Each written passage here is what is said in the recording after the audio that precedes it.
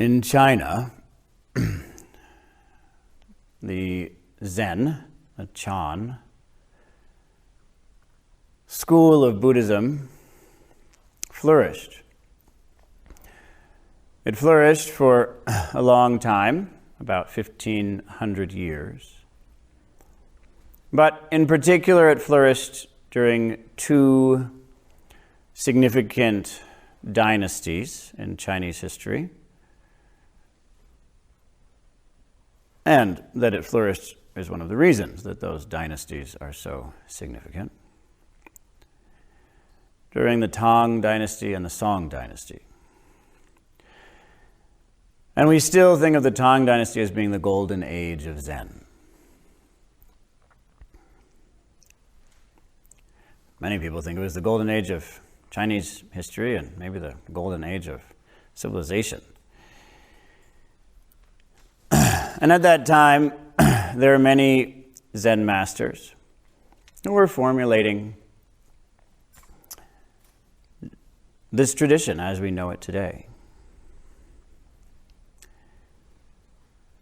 One of them, someone who I know through the Japanese language as Kyōgen Chikan,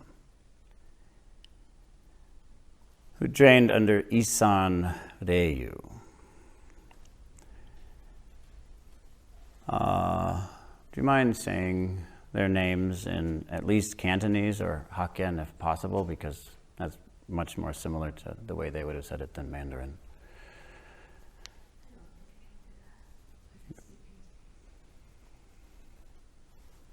You can, yeah, sure, please.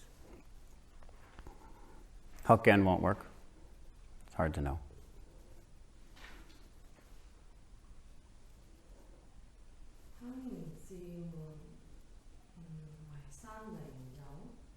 You say Kyōgen Chikan again a little bit louder.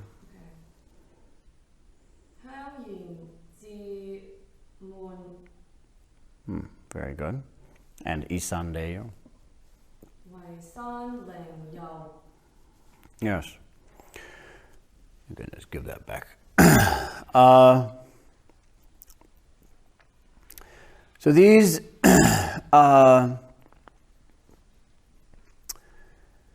two individuals, two of the great pillars of the flourishing of Zen. How do you say that? In Cantonese? Yeah.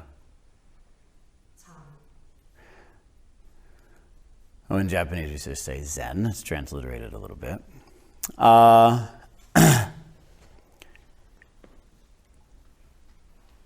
These two pillars of Zen trained under a Zen master named Hyakujō Zenji.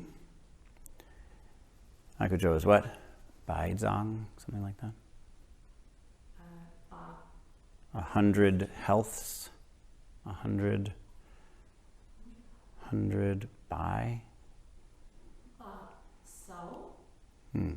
Under Hyakujō Zenji. And Hyakujō was a little bit old as he trained Kyōgen, his brilliant disciple. And as is common, as many of you have even seen in my case, already, I was in my mid-40s and already this is happening, becoming decrepit. And my kindness. So usually it's supposed to be that teachers are rather strict. And then they get older and older and they just can't keep it up anymore because they love everyone so much, so they get kind of lazy, and so they treat everyone with kindness.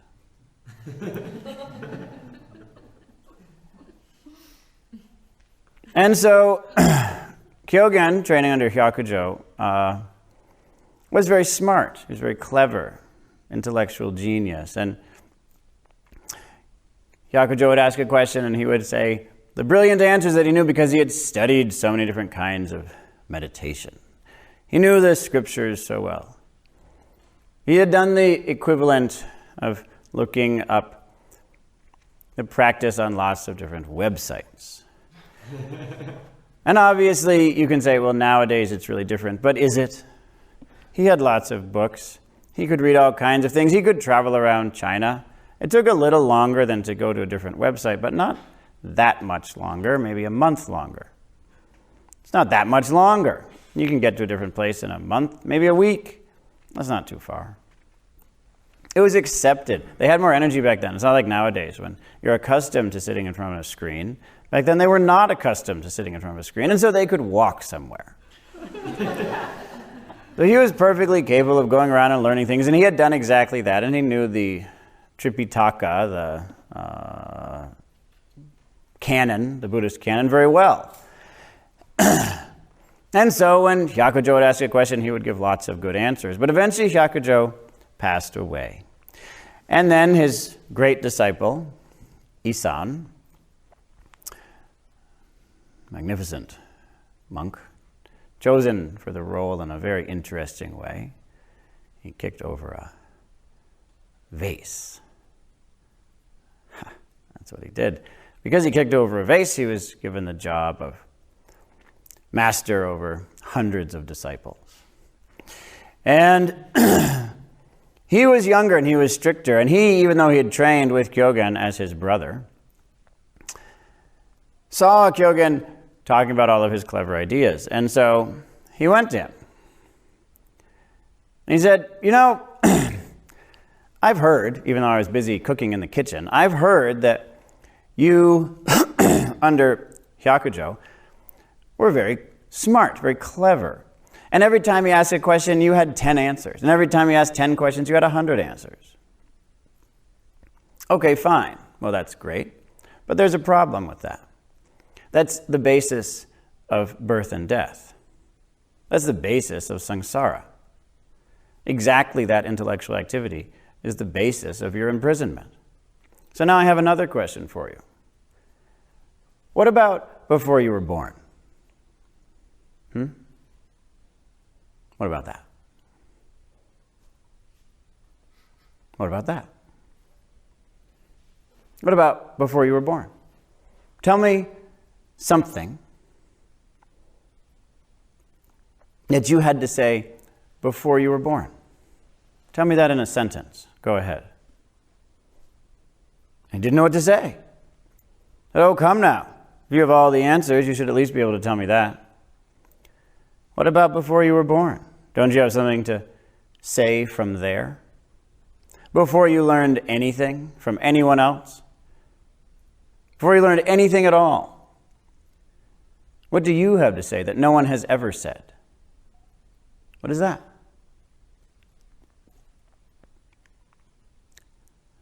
He said, well, dependent arising. That's how birth and death happens. I said, what are you talking about? You just read that. I know you read that. I've read the same stuff. You read that in a book. Just because it's called a sutra doesn't mean it's not a book. What do you have to say about it? He said, nothing. What are you talking about, nothing? Why are you saying nothing right now? Don't you have anything to say that only you can say? Or are you just repeating things you've heard? I know why you're saying nothing. It's in the sutras. Stop it. What do you have to say? And so Kyōgen went back and he went through all of his notes on all of the websites he'd looked at.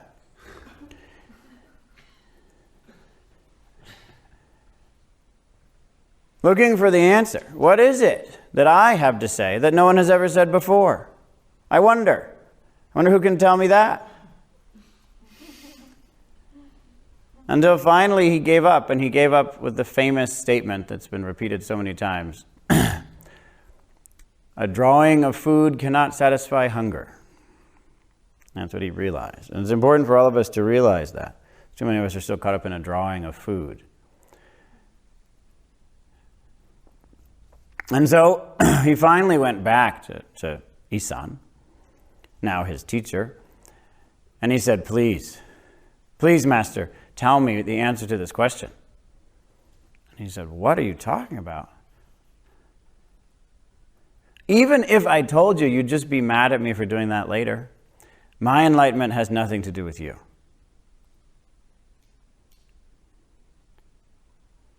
You do it.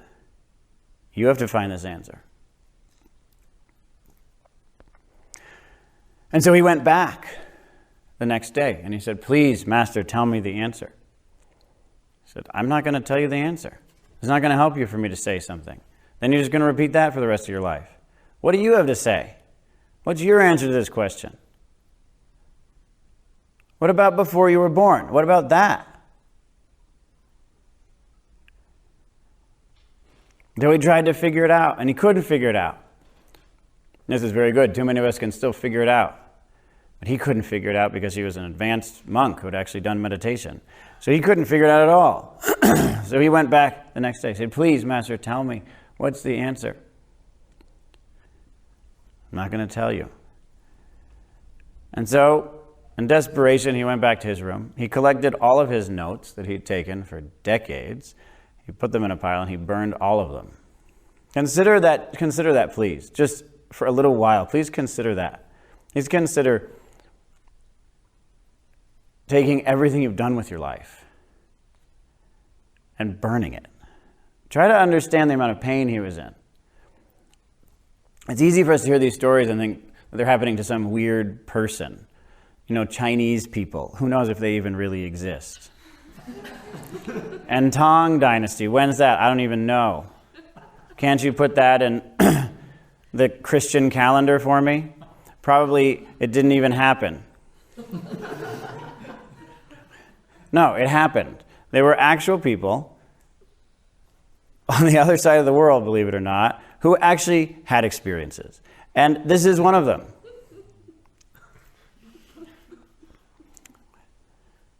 A real person who really struggled in exactly the way you are. And as long as you hear these stories and push it off as some weird foreign person from far away, long ago, the reason you're doing that is to protect yourself from the story.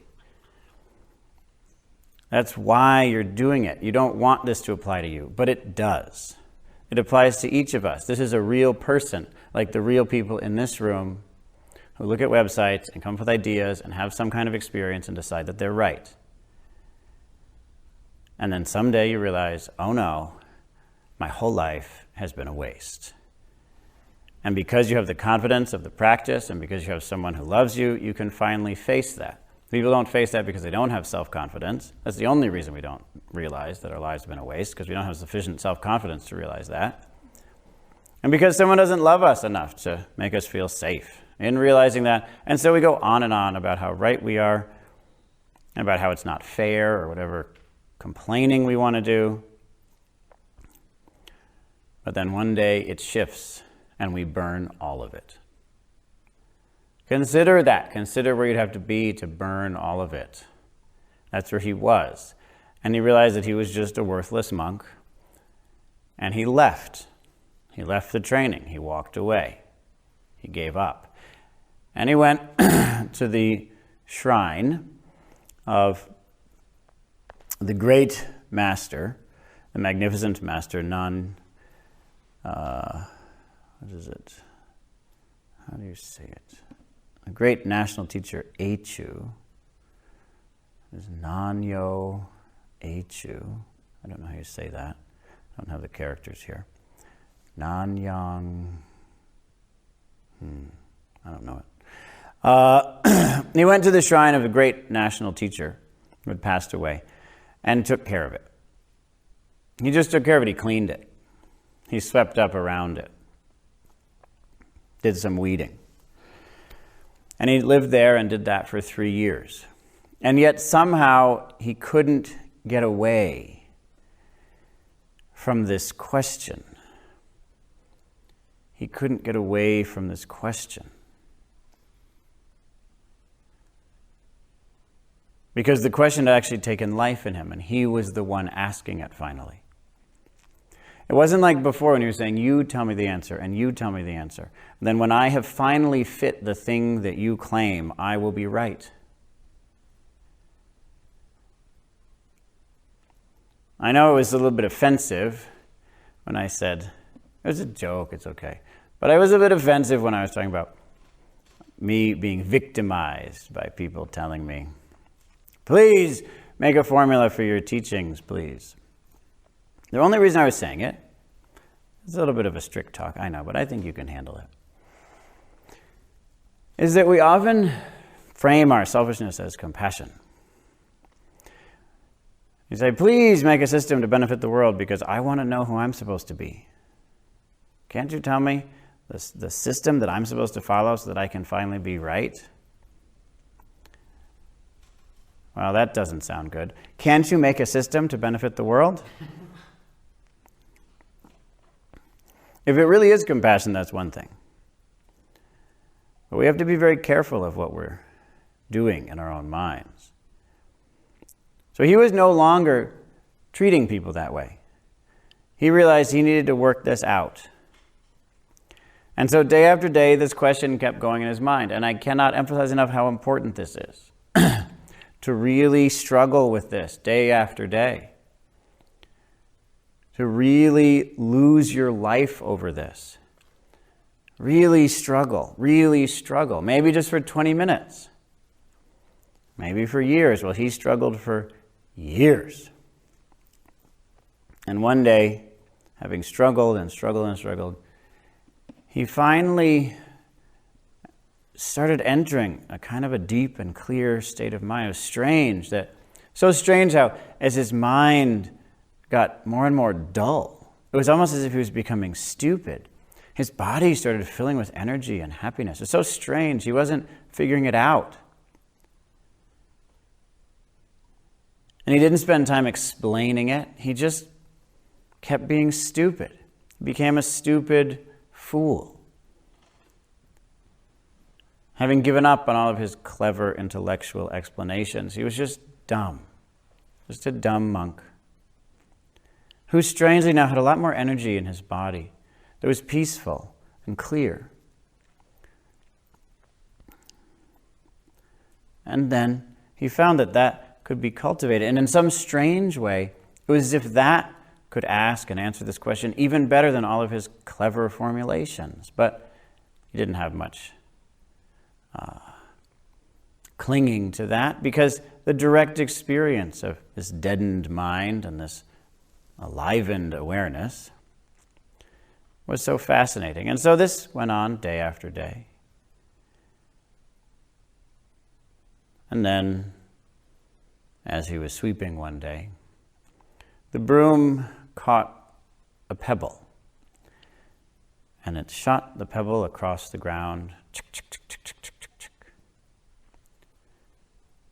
and it struck a piece of bamboo. And when he heard that sound,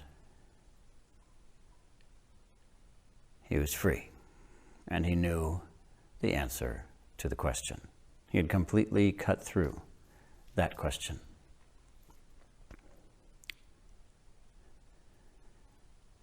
And the first thing he did was bow in the direction of Isan. It was far away at the time, but he turned in that direction and bowed down to him. Did prostrations. And said, "Thank you, Master. Thank you for not telling me. If you had, then how could I possibly now experience this great joy?"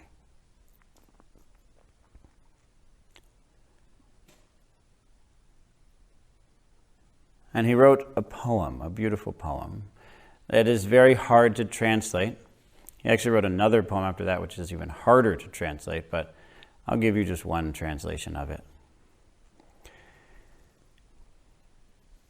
He wrote, "With one strike, all previous knowledge is forgotten. No cultivation is needed for this. This reveals the ancient way and is free from the track of quiescence. No trace is left anywhere. Whatever I hear and see does not conform to rules. All those who are enlightened proclaim this to be the greatest action and greatest virtue. One strike, and all previous knowledge is forgotten. No cultivation is needed for this. This reveals the ancient way and is free from the track of quiescence, of non-doing, of mere nothingness. No trace is left anywhere. Whatever I hear and see does not conform to rules. All those who are enlightened proclaim this to be the greatest action. He continued his training. He had some interesting conversations with a brother of his.